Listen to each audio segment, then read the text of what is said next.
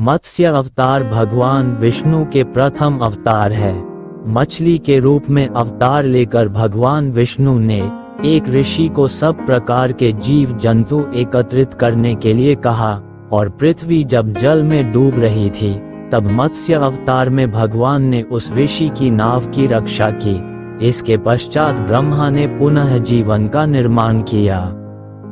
एक दूसरी मान्यता के अनुसार एक राक्षस ने जब वेदों को चुरा कर सागर की अथाह गहराई में छुपा दिया, तब भगवान विष्णु ने मत्स्य रूप धारण करके वेदों को प्राप्त किया और उन्हें पुनः स्थापित किया। एक बार ब्रह्मा जी की असावधानी के कारण एक बहुत बड़े दैत्य ने वेदों को चुरा लिया। उस दैत्य का नाम हयग्रीव था। वेदों को चुरा लिए जाने के कारण ज्ञान लुप्त हो गया।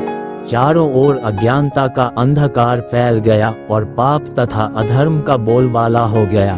तब भगवान विष्णु ने धर्म की रक्षा के लिए मत्स्य रूप धारण करके हयग्रीव का वध किया और वेदों की रक्षा की। भगवान ने मत्स्य का रूप किस प्रकार धारण किया? कल्पांत के पूर्व एक पुण्यात्मा राजा तप कर रहा था। राजा का नाम सत्यव्रत था। सत्यव्रत पुण्यात्मा तो था ही, बड़े उदार हृदय का भी था। प्रभात का समय था, सूर्योदय हो चुका था। सत्यव्रत कृतमाला नदी में स्नान कर रहा था। उसने स्नान करने के पश्चात जब तर्पण के लिए अंजलि में जल लिया तो अंजलि में जल के साथ एक छोटी सी मछली भी आ गई।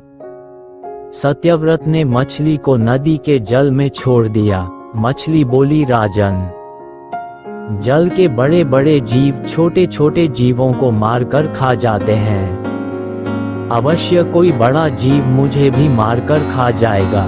कृपा करके मेरे प्राणों की रक्षा कीजिए। सत्यव्रत के हृदय में दया उत्पन्न हो उठी। उसने मछली को जल से भरे हुए अपने कमंडलू में डाल लिया। तभी एक आश्चर्यजनक घटना घटी। एक रात में मछली का शरीर इतना बढ़ गया कि कमंडलू उसके रहने के लिए छोटा पड़ने लगा। दूसरे दिन मछली सत्यव्रत से बोली, राजन, मेरे रहने के लिए कोई दूसरा स्थान ढूंढिए, क्योंकि मेरा शरीर बढ़ गया है।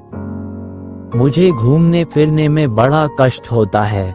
सत्यव्रत ने मछली को कमंडलू से निकालकर पानी से भरे हुए मटके में रख दिया। यहाँ भी मछली का शरीर रात भर में ही मटके में इतना बढ़ गया कि मटका भी उसके रहने के लिए छोटा पड़ गया।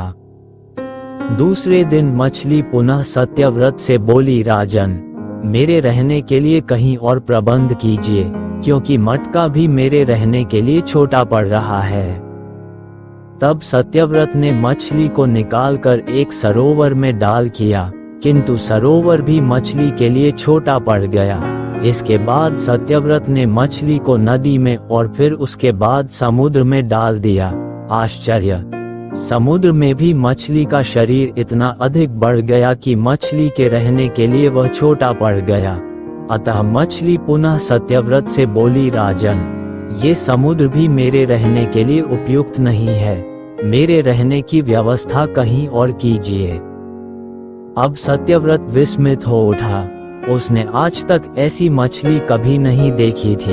वह विस्मय भरे स्वर में बोला, मेरी बुद्धि को विस्मय के सागर में डुबो देने वाले आप कौन हैं? मत्स्य रूपधारी श्रीहरि ने उत्तर दिया, राजन, हयग्रीव नामक दैत्य ने वेदों को चुरा लिया है।